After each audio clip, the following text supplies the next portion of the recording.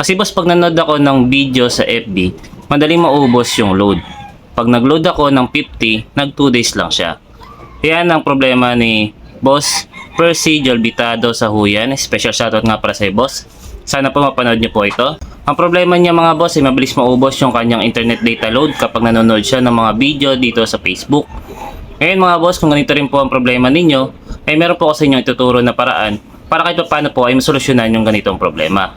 At kung gusto niyo po ng mga ganitong video po tutorial, ay huwag niyo po sanang kalimutan na i-follow ang aking Facebook page para lagi po kayong updated sa aking mga susunod na video.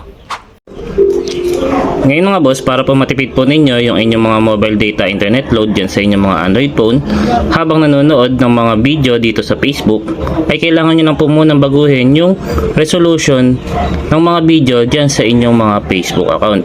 At para gawin yon, open nyo lang po muna yung inyong Facebook account at pagkatapos, pinutin nyo lang po yung menu dito sa gilid.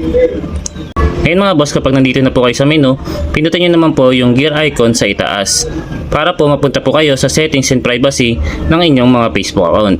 Ngayon mga boss, kapag nandito na kayo sa settings and privacy ng inyong mga Facebook account, ang sunod nyo naman pong gagawin dito mga boss ay mag-scroll up lang po at hanapin nyo lang po itong media.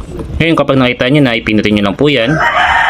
At pagkatapos, dito sa media mga boss, ang kailangan nyo lang po ditong i-activate ay ito pong data saver. Dahil pwede ka po makatipid ng 40% less data sa pamamagitan po ng pagre-reduce ng video quality sa inyong mga pinapanood na video dito sa Facebook. I-activate nyo lang po yan.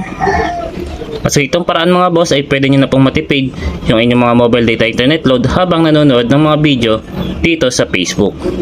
So sana po ay makatulong po sa inyo ang video na ginawa ko, at kung nagustuhan nyo naman ang video na ito ay isang thumbs up lang at thank you comment, ay masaya na ako.